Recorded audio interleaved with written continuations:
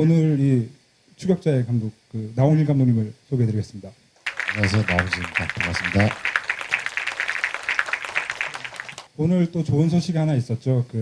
워너브라더스사에서 이 추격자의 리메이크 판권을 $100만 샀다라는 보도가 났는데요. 감독님 뭐 영어 공부 좀 계속 더 하셔야 될 것 같은 생각도 들고요. 어쨌건 이 $100만 라는 게 한국 영화 미국 판권의 최고액은 아니고요. 뭐 장화홍련이라는 영화가 이제 $200만 팔린 적이 있는데 그것도 참 옛날 일이고 최근에는 성적들이 그렇게 좋지가 않았습니다. 그래서 예전에 공동경비구역 JSA가 $100만 팔린 적이 있고 그 뒤에 뭐 달마야 놀자라던가 뭐 하여튼 여타의 영화들이 $100만 넘지 못했고 괴물 같은 영화도 $60만 제가 기억하고 있거든요. 근데 이렇게 추격자가 $100만 팔렸다는 건 굉장히 저는 의미 있는 일이라는 생각이 들고요.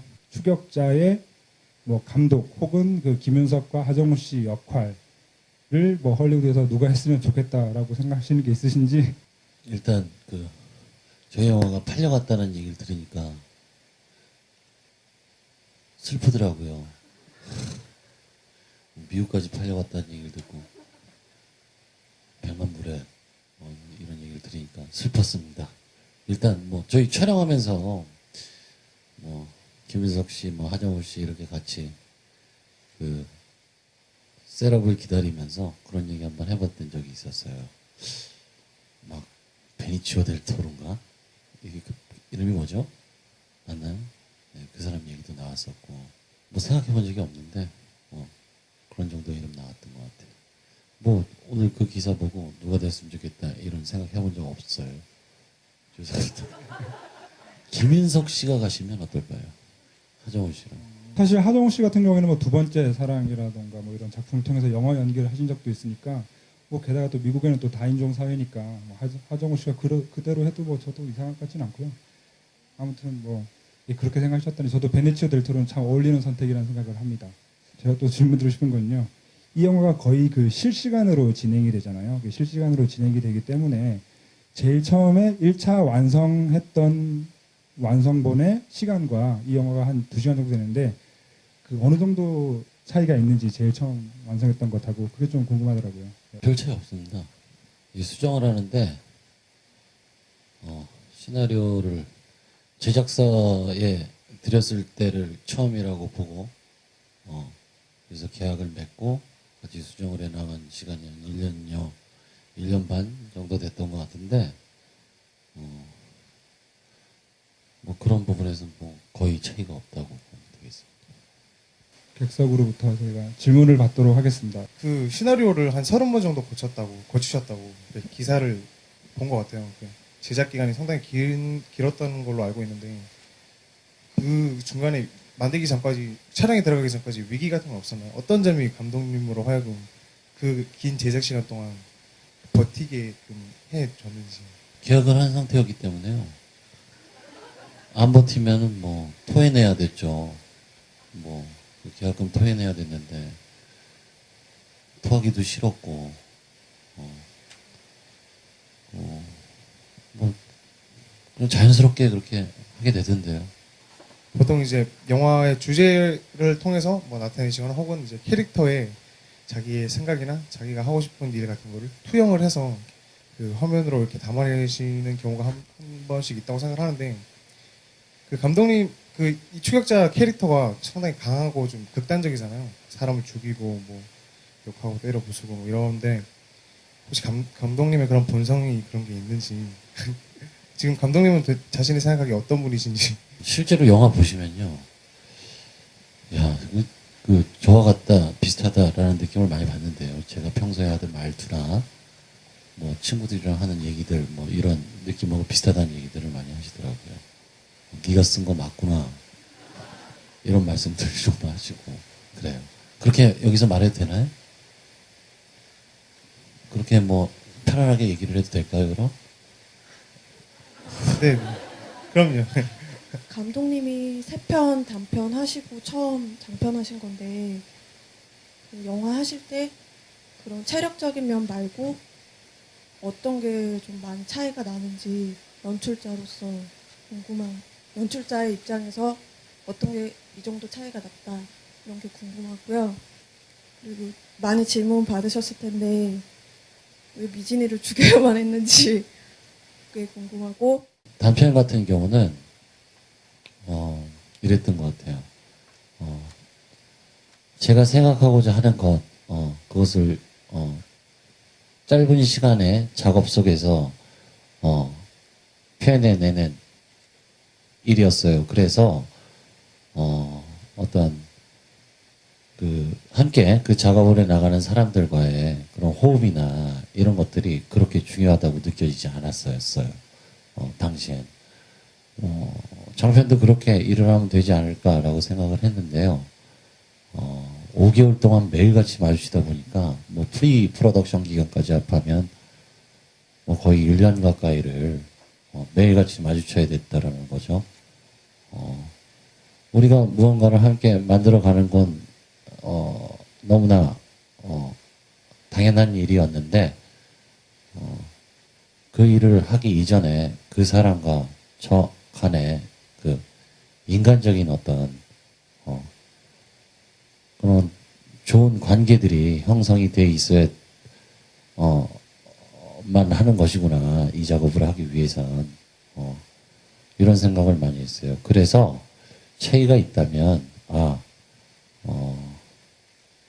배운 것이 있다면 좀 인성을 어떻게 좀 갈고 닦아서 사람이 좀 더 돼야 되겠구나, 이런 생각을 했었어요. 제 입장에서는 그 단편과 장편의 차이가 그런 지점이 가장 컸던 것 같아요. 그 외에 뭐 부분들은 뭐 제작을 하는 과정에서 오히려 뭐 그렇게 큰 다른 점들이 없었던 것 같습니다. 차이가 있다면 예를 들면 단편 영화라고 그러면 촬영을 할 때 떡도 주시고 허락도 잘해 주시고 여기서 찍어라 해주시고 좋게 협조해 주시던 분들이 이게 사업 영화라는 말씀을 드리자마자 돌변을 하셔서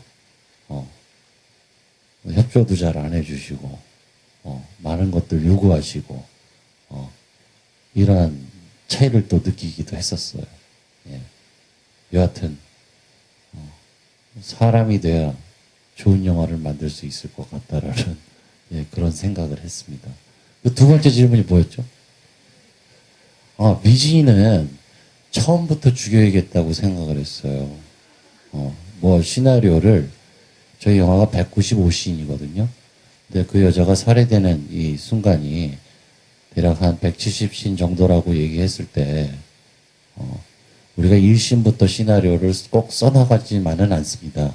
그 전에 씬업이나 뭐 트리트먼트 과정을 거치는데 그런 뼈대를 구성하는 작업을 먼저 해요. 저 같은 경우는 그래요. 다른 분들은 어떤지 모르겠는데, 김미진이가 살해가 돼야 된다라는 것이 이 영화의 제 생각의 시작이었어요.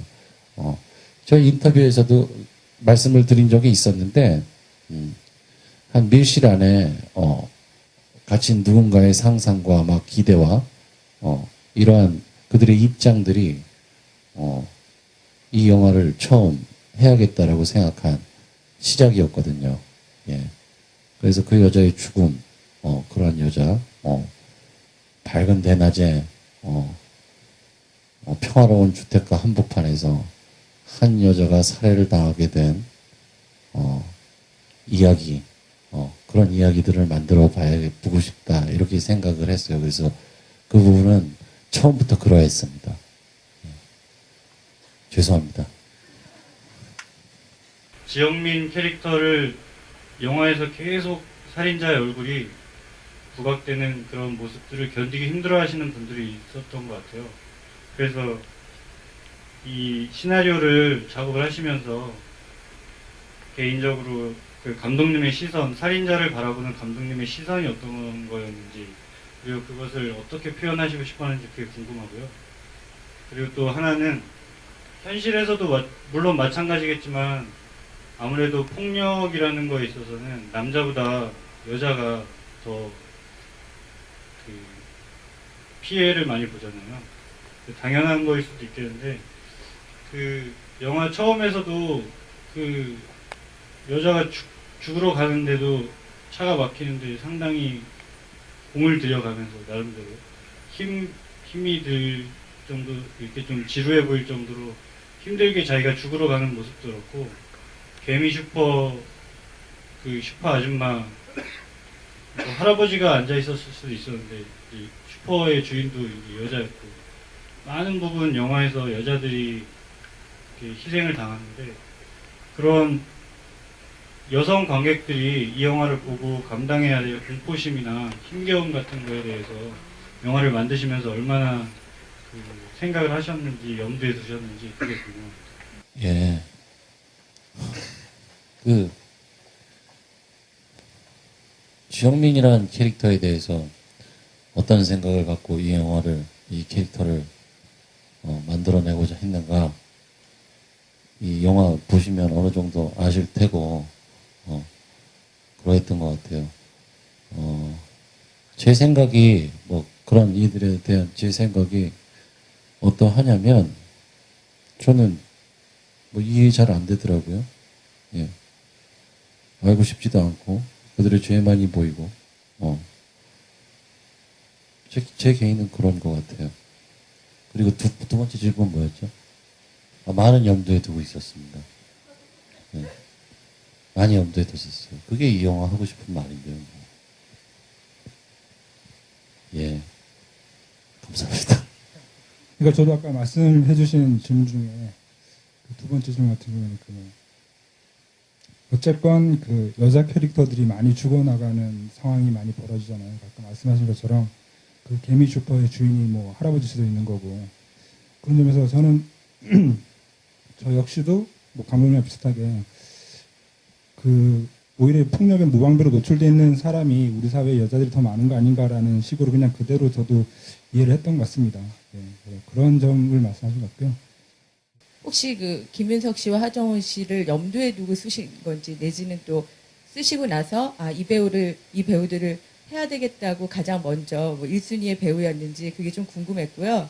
그리고 또 하나는 어떤 씬에서 가장 힘들게 그리고 여러 번 찍으셨는지 그것도 하나 궁금합니다. 누구 생각하고 쓴 적 없었고요. 뭐 어떤 분께서는 달력 이미지를 보고 뭐 캐스팅을 했다는 말씀도 하시더라고요. 근데 그렇지 않았고요. 만나 뵙고 이런 분이 계시다는 거 알았고 그래서 나중에 만나 뵀더니 훌륭하시더라고요. 딱 이분이다라는 생각이 들었었어요. 그래서 얘기 좀 나눠보고 술 한잔 걸치고 이렇게 좀 시간을 가진 이후에 이분이라면 또 혹은 이분이라면 이 캐릭터 잘 해내실 수 있겠구나. 제 자식 같은데 이게 시집 보내도 되겠구나 이렇게 생각을 했었어요. 그렇게 캐스팅을 했고요. 제일 많이 저 테이크를 많이 간 적은 없었던 것 같은데 제일 많이 찍었던 씬이 아마도 그 영화 초반에 중호가 전화를 걸고 미진이에게 그 약을 먹던 미진이가 은지 앞에서 중호의 전화를 받는 그 장면을 저희 영화에서 테이크 제일 많이 간 게 아닐까 싶네요. 그거 정확한 건 아닌데 그 샷을 제일 많이 갔던 것 같아요. 예, 그렇습니다. 그 이유가 뭘까요? 이유는 뭐 연기 때문이었겠죠. 예, 연기가 조금 더 워낙에 길게 찍었기 때문에 지금 보실 때는 이제 컷 이렇게 편집이 돼 있었는데 그냥 그 씬을 통으로 그냥 쭉 마스터를 가듯이 이렇게 촬영을 했거든요. 그러다 보니까 이제 NG라고 말씀드리긴 뭐한 거고 좀 약간 제가 보기에 배우분하고 배우분의 연기와 이제 약간씩 생각의 차이들이 있는 지점들이 조금씩 발견이 돼서 그런 부분들을 다 이렇게 다시 이렇게 잡아가느라고 아마 그 샷이 제일 많은 테이크를 간 게 아닐까 이렇게 생각이 드네요. 뭐 남자 배우 두 분이 계세요. 김윤석 씨나 하정우 씨 같은 경우는 특히 하정우 씨 같은 경우는 NG를 안 내세요. 이 배우는 그 대사를 뭐 틀리신다거나 뭐 이런 게 전혀 없어요. 만약에 지금 보셨듯이 뭐 저 배우가 처음에 골목길에서 달려가다가 넘어지지 않습니까? 이러면 NG가 원래 NG죠. 저 샷은. 근데 모두가 NG인 줄 알고 있었는데 그래서 뒤를 쫓던 김인석 선배도 멈춰주셨고 카메라의 포커스도 나갔고 운전하던 자는 이제 저희 프로듀서였는데 뒤가 안 보이니까 계속 달렸던 것뿐이고 그 카메라를 실은 차량은 그 운전하시는 그 최문수 PD님만을 제외한 모두가 이 샷을 NG라고 생각을 하고 있었는데 갑자기 하정우 씨가 벌떡 일어나더니 뛰는 거죠. 그러니까 뒤에서 쫓던 김석 선배도 화들짝 놀라면서 쫓고 포커스는 갑자기 탁 맞추려고 돌리고 그렇게 해서 저 샷이 이제 포커스는 안 나가 있고 그렇긴 하지만 느낌이 좋아서 우리 영화에 이제 들어가게 된 건데 뭐 저런 식이죠. 하정우란 배우는 그래서 NG가 없어요. 그래서 대신에 이제 그리고 하정우란 배우는 똑같은 연기에 재현을 잘 못하시더라고요. 그게 좋은 것 같다라는 의미로 말씀을 드리는 거예요. 그 점이 훌륭하더라고. 그러니까 제 입장에서는 저희 측에서의 준비의 소홀로 그 배우분의 연기를 지금 저희 측이 NG를 내서 담아내지 못한다거나 사용할 수 없는 컷이 돼버렸을 때 너무나 속상할 수 있었던 거죠. 너무 속상했겠죠. 뭐 그분의 연기는 총알처럼 지나가 버리면 다시 또 어떻게 필름에 담을 수가 없었다라는 느낌이 들었었거든요. 그래서 하정우 씨 같은 경우도 테이크가 많지 않았고요. 저기 누구야 김윤석 선배님 같은 경우도 테이크가 많지 않았어요. 왜? 충분히 얘기를 나눴고 뭐 보신 바와 같이 잘하시니까 예. 뭐 저는 김윤석 씨 연기 하시는 걸 보면서 저는 그 장편 영화를 처음 하면서 물론 그 단편을 할 때도 전문적인 배우분들과 함께 작업을 하곤 했지만 이렇게 몇십 년 동안을 연기에 이렇게 투자하고 이렇게 훈련을 겪으신 이런 배우분들하고는 작업하는 게 처음이었거든요. 근데 굉장히 놀랬죠. 김윤석 씨 연기하시는 거 보고는 무슨 찰흙 갖고 장난을 치는 것 같다라는 느낌이 들었어요. 어린아이가. 근데 어린아이가 아니죠. 뭐 어떤 그릇을 빚는 도자를 하는 어떤 장인이 막 무언가를 진짜 떡 주무르듯 주무르고 계신다. 막 이런 느낌을 받았어요. 그래서 김윤석 선배도 테이크가 많지 않았고요. 예. 그럼 서영희 씨가 제일 많다고 말했는데 그럼 서영희 씨는 연기가 부족했던가 네, 그런 의미는 아니었고요. 그냥 그 씬이 뭐 마가 끼었나 봅니다. 하여튼 그래서 그 샷을 제일 많이 테이크를 갔다 온 것 같아요. 예. 예, 저도 좀 이어서 질문 드리고 싶은 게요. 그러면은 그 하정우 씨나 그 김윤석 씨 혹시 이전 작들에서 좀 인상 깊게 보셨던 뭐 캐릭터나 영화 있으셨나요 혹시요? 물론 김윤석 선배님 같은 경우 타짜를 보고 어마어마하게 놀랬죠. 깜짝 놀랐어요. 저는 뭐 제가 그분 만나 뵙는데 타짜라는 영화를 거명 안 하면 그건 거짓말이죠. 타짜의 악이라는 캐릭터를 보고 깜짝 놀랐었어요. 예. 야, 저분이 저런 분이셨구나. 그래서 마돈나도 보니까 마돈나에서의 연기도 너무나 훌륭하셨던 것 같고, 그래서 말씀을 들어보니까, 마지막 그 체육관에서 그 아들을 과 마주쳐서 잠깐의 대사를 나누고 있는 장면이 있는데, 그 장면 같은 경우 그렇게 많은 대사들을 다 걷어내주고 그 한마디 짧은 한마디로 이렇게 감독님과의 협의하에 그렇게 완성을 하신다는 그런 말씀도 듣고 그러면서 뭐 그렇게 두 작품 정도 하여튼 김윤석 씨 참 좋게 봤던 것 같고 그 전에 출연하셨던 작품 또 최동훈 감독님 작품인 것 같은데 범죄의 정성에서의 저는 거기서 처음 뵀던 그러니까 그 전에도 뵙게 뵙겠죠. 근데 각인이 된 건 그 영화였던 것 같아요. 보면서 참 저런 배우분이 계시구나 하고 좀 인상 깊었던 것 같습니다. 하정우 씨 같은 경우는 뭐 용서받지 못한 자가 아닐까 이렇게 생각을 하고. 하정우 씨가 그 마지막 장면에 그 계속 같이 데리고 있던 개까지 그 때려서 죽이잖아요. 그거는 이제 그 집에서 떠나려고 나가는 거였던 건가요? 아예 그 집에서? 그 부분을 많이 여쭤보시더라고요. 하정우 씨는 그 순간에 뭐 교회를 가시는 거였냐, 어딜 가는 거였냐, 뭐 이렇게 여쭤보시는 분들이 많으셨어요. 그래서 그럴 때마다 제가 이렇게 답변해 드렸던 것 같아요. 니네 집 가고 있는 중이다.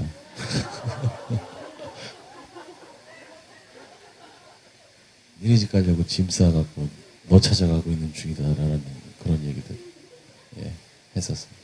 아니 실제로 그런 장난스럽게 말씀을 드린 건데 그렇게 표현이 됐으면 좋겠다, 그렇게 느껴졌으면 좋겠다고 생각을 했었어요.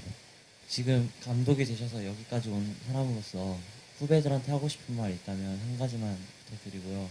배우로서 당연하게 지켜야 할 도리가 뭐가 있는지 영화에 대해서. 두 가지 말씀을 드리고 싶어요. 두 가지. 일단 지금 장편을 준비하고 계신다니까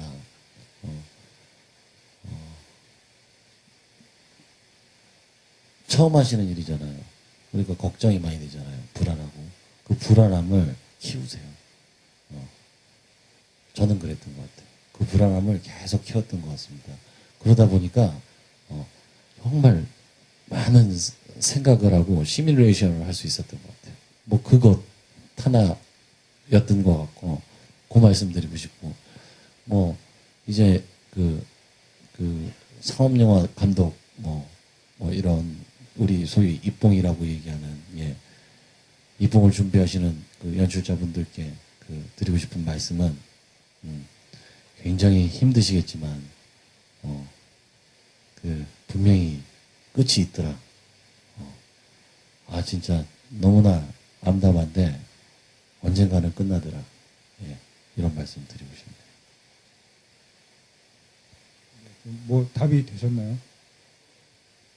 배우로가 감독에게 어떤 도리가 있어야 된다면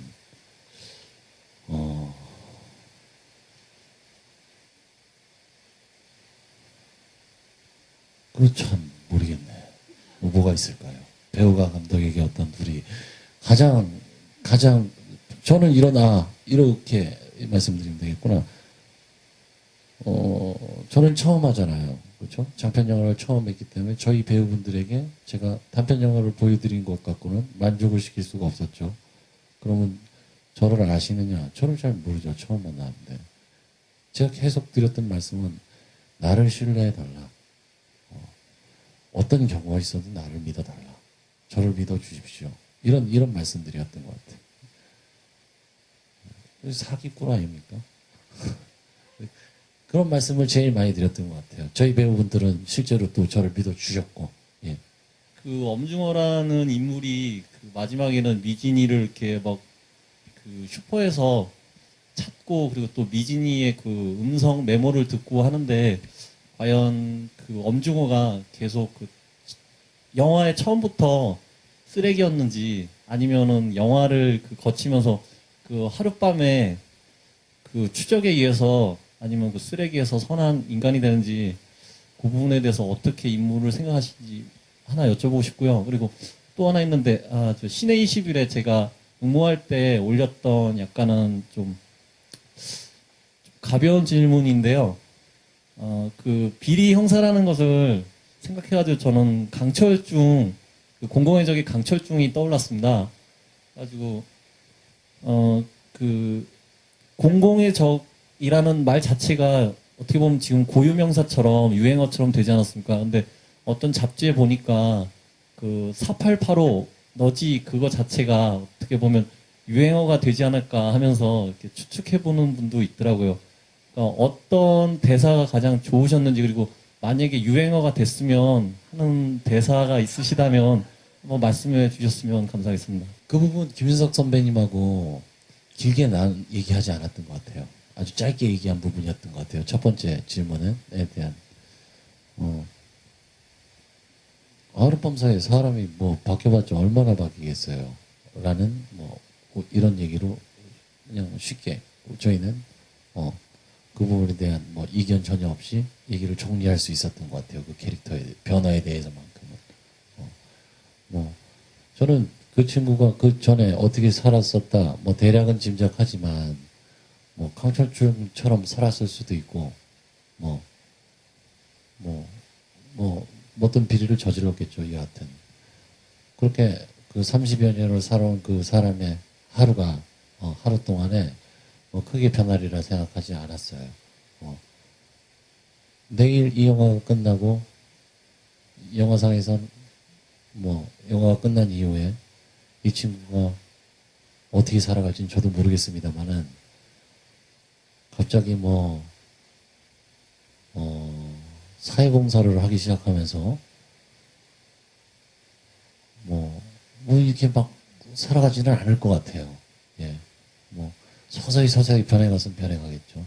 예, 뭐 그 크게 뭐 이게 질문에 대한 답변 얘기가 맞는 건가요? 예, 이렇게 말씀드리면 되는 건가요? 예, 예, 그렇게 생각을 했고요. 저 그거 재밌는 것 같은데 더 돌려 뭐 이런 거. 이런 거 재밌잖아요. 이거 많이 좀 써주세요. 오늘로 이거 4번째 보는 관객이네요. 질문할 때마다 한 명씩 더. 근데 저는 질문 한 가지가 있는데요. 그 예수 조각상이 등장하잖아요. 근데 그게 지영이한테는 어떤 의미인지, 그러니까 어떤 생각을 가지고 벽에다 그 예수상 그 똑같이 그린 게 맞죠. 그래서 어떤 생각으로 한 거고 그 마지막에 엄중호가 예수 조각상을 보면서 그 장면이 되게 나는 중요하다고 느끼면서 봤거든요. 근데 무슨 의미인지 잘 모르겠어요. 근데 인터뷰 보면은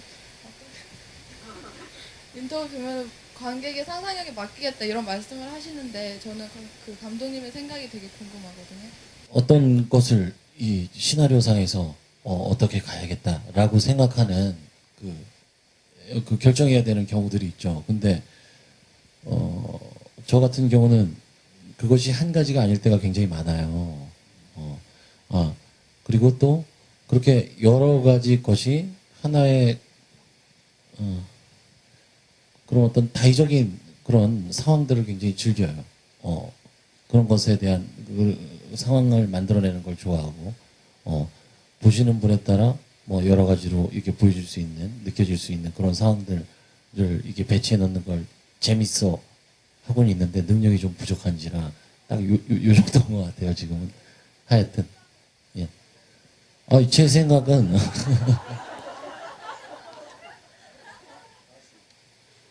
일단은 표피적으로 그 상황은 이 친구는 그 6개월 전에 그 석재소에서 이 근무를 했던 그 석공이었고 이 석공은 그 석재소를 그만두고 나서 어떤 한 건축업자에게서 그 하청을 단독으로 받아 어떤 예수상의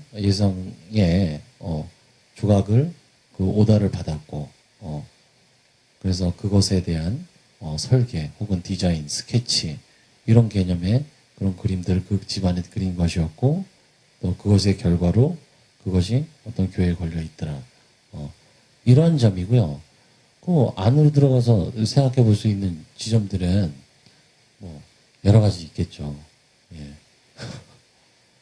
예수상 질문하셨잖아요. 근데 영화에서 굉장히 그 기독교적인 내용이 굉장히 많다고 느꼈거든요. 그 예수상뿐만이 아니라 미진하고 딸과의 관계도 어떻게 보면 성모 마리아랑 아기 예수랑 연결되는 부분도 있고 또 마지막에서 그 중호가 이렇게 기대있던 벽에 그 형광등 때문에 그런지 약간 십자가 같다는 느낌도 받았거든요. 그다음에 그 기독교적인 것을 그 의도하셨는지 아니면 그걸 어떻게 넣으셨는지 질문을 하나 드리고 싶었고요. 또 하나는 앞에 게 좀 진지한 것 같아서 솔직히 몇만 가지 지었으면 좋겠어요. 일단 그 관객 수에 대해서는 저희가 손익분기를 넘겼어요. 뭐 그래서 그거 넘긴 지가 한 일주일이 된 것 같습니다. 그래서 뭐 그때부터는 일단 그 안 좋은 상황은 피할 수 있겠다. 내가 그분들에게 이 영화에 어떤 뭐라고 하여튼 그럼 많이 들면 들수록 좋겠죠. 예, 근데 별로 하여튼 그 첫 번째 제가 서울 시내에서 어떤 위치든 좋을 것 같아요. 어떤 위치든 그게 이런 데면 안 되겠죠.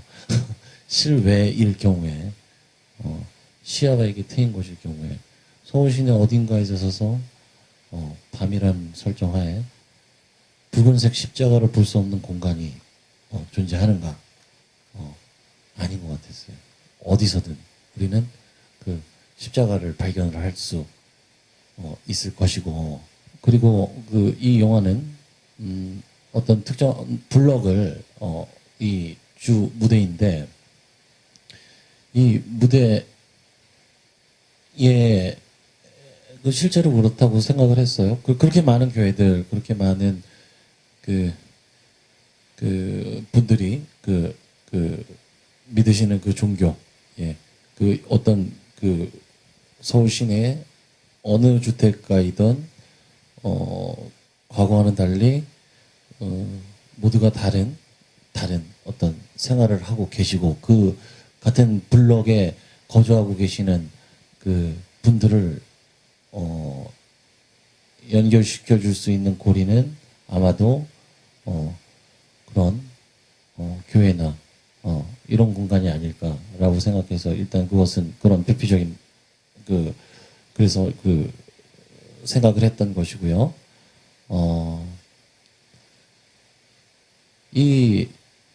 이렇게 십자가가 많은데 대부분의 살인은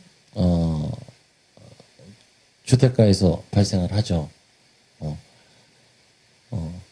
그러면 이런 식으로도 생각을 해봤어요.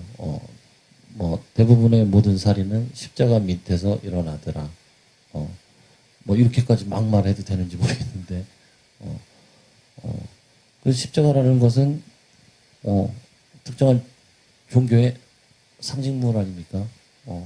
그러한 신을 떠올리게 되는 그런 상징물인데, 모든 살인은 신의 발밑에서 이루어지더라. 이런 식으로까지 생각을 발전시켰던 것 같아요. 예. 일단 교회에 등장한 그러한 정도의 이유들, 일단 이 블럭 안에 거주하고 있는 사람들을 엮어줄 수 있는 유일한 그런 것, 이렇게 생각을 했던 것 같습니다. 그런 이유들이 그런 설정을 하게 된 것 같아요. 혹시 차기작으로 공포 영화 같은 거는 만드실 생각이 없는지 여쭤보고 싶고요. 그리고 그 범죄자분, 제가 이름을 잘 기억을 못 해가지고, 범죄자분 같은 경우에 제가 생각을 하기에는 그러니까 여자분이랑 관계를 맺으면서 자기가 성적으로 좀 불능인 부분이 있어가지고 그것 때문에 살인을 시작한 것 같은데, 그렇다면은 그 부분에 대해서는 원래 일반적인 영화들에서는 그런 식으로 상처 입은 인물이 있을 경우에 대부분 끝날 때쯤에 용서를 해준다거나 뭔가 좀 깨우치는 그런 파트들이 대부분 다 들어가 있는데, 왜 꼭 그런 파트가 없었는가에 대해서도 궁금하고요.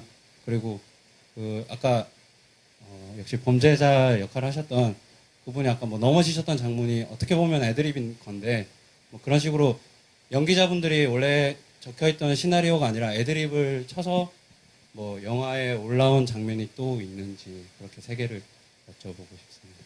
저는 장르를 먼저 떠올리지는 않는 것 같아요.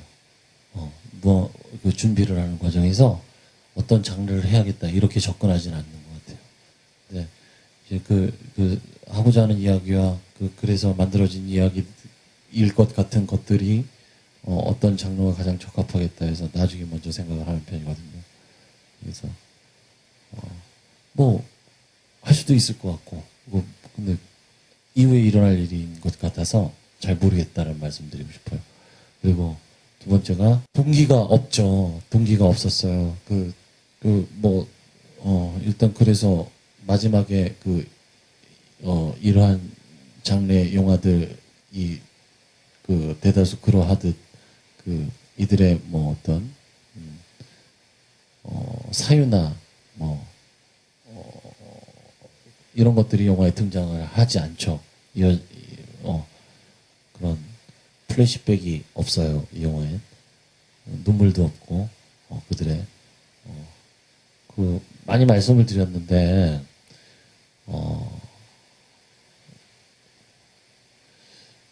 그 아까도 말씀을 드렸고 저지르지 않은 자에겐 충분히 많은 설득을 해드리고 싶고 조심스럽게 그런 범죄를 아직 계획 중인 분이 이 중에도 계시다면 정말 절 찾아오시면 제가 어떻게 해서라도 좋게 설득을 시켜드리고 참 잘 말씀을 드리고 싶은데 일단 그런 범죄를 저지르신 분이라면 너무 속상하잖아요. 용서가 안 될 것 같아요. 듣고 싶지도 않은 거죠. 내가 왜 이 사람을 죽였네 하는 뭐 이런 얘기들을 만약에 그 자가 저에게 얘기를 한다면 그 얘기는 정말 듣고 싶지도 않을 것 같아요. 뭐 그런 역할을 하시는 분들은 사회에 많이 계시죠. 학자분들도 계시고 의사 뭐 선생님들도 계시고 많이 계실 텐데 최소한 저는 그런 것 같아요. 듣고 싶지가 않았어요. 그래서 여러분들한테도 들려주고 싶지가 않았고요. 행여나 그 얘기를 해서 뭐 우리가 그 자에 대한 이해를 돕고 싶지도 않았고요. 이해를 시키고자 하지도 않았죠. 그런 마음이 없었던 거예요. 성불구인가 아닌가 영화에 동기가 없었더니 말씀들이 많으셨어요. 왜 이 캐릭터는 동기가 없는가 시나리오 단계에서 그래서 그럼 내가 어떻게 하냐 이 동기를 실제로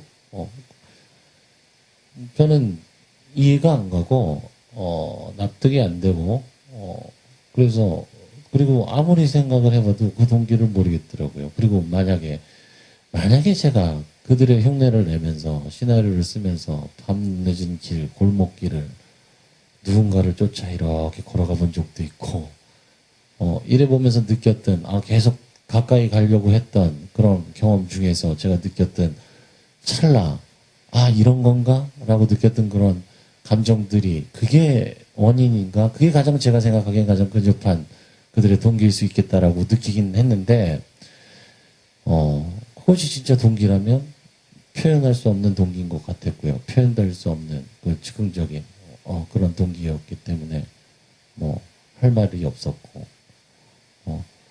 자꾸 또는데 그래서 그 어떤 그 분석 왜 취조실에서 말씀 나누시는 장면이 있는데 대화를 나누는 장면이 있는데 그 장면이 일단 이 부분도 그랬던 것 같습니다. 지금 뭐 성불 그들의 말 그 상황에서 나온 그 대화들 그 대사라는 그 정보를 어떤 그 캐릭터의 사실적인 정보로 인식을 하셨던 것 같은데 그것은 보시는 분의 자유인 것 같고 선생님 같은 경우는 저 지영민이라는 캐릭터는 그 성불구로 인해 이런 범행을 저지른 자 뭐 그 과정에 뭐 더 많은 것들이 뭐 추가가 되겠지만 그렇게 그런 시각으로 이 캐릭터를 바라보시던 또 그렇지 않으시던 그것이 또 뭐 그런 장면인 것 같고요. 자꾸 이상한 말 정리가 안 되는 것 같습니다만 하여튼 이 정도로 두 번째 질문에 대한 답변 드리겠고요. 자, 저희 촬영하면서 특징은 뭐였냐? 왜 대부분이 촬영을 하면요 카메라가 먼저 딱 셋업이 되죠.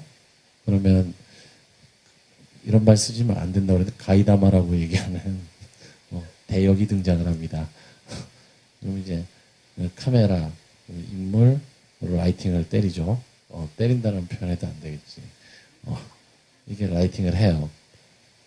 이제 그러면 카메라는 그 렌즈에 따라서 그 포커스를 이 조정을 하기가 힘든 렌즈가 있고 좋은 렌즈가 있죠. 근데 보신 바대로 저희 영화는 85mm 이상 렌즈를 많이 사용했어요. 다른 영화들보다. 그래서 화각이 좁죠. 뭐 클로즈업 같은 게 많다 보니까. 근데 이런 경우는 배우가 와 카메라가 미리 테스트나 리허설을 수차례를 통해서 약속된 움직임을 해 주셨을 경우에 그 촬영자가 이 배우의 움직임을 담아내기가 참 용이해져요. 예. 근데 이렇게 움직이기로 한 사람이 저렇게 움직여버리면 그건 참 그 필름에 담아내기가 힘든 일이 되는 경우인데 발생을 하는데 참 저희 스태프분들에게 정말 죄송하지만 그런 약속을 될 수 있으면 하지 말라고 부탁을 드렸었어요. 그래서 카메라가 있고 대역이 있고 라이팅을 짐작을 해서 때리고 배우가 들어가는 거죠. 그럼 배우는 어디로 튈지 몰라요. 알아서 움직이죠. 그럼 카메라는 또 어디로 튈지 모르는 그 배우를 잡기 위해서 항상 긴장하고 고생하셨고 하여튼 그런 현장의 촬영 방식이 많았어요. 그렇게 촬영했던 적이 많았어요. 그러니까 그런 의미에서 봤을 때 대다수가 애드립이다. 영화의 절반이 넘는 샷들이 애드립일 것이다. 라는 뭐 그런 말씀 드리고 싶네요. 네, 감사합니다. 네, 오늘 이 시간까지 함께 해주셔서 대단히 감사합니다. 네.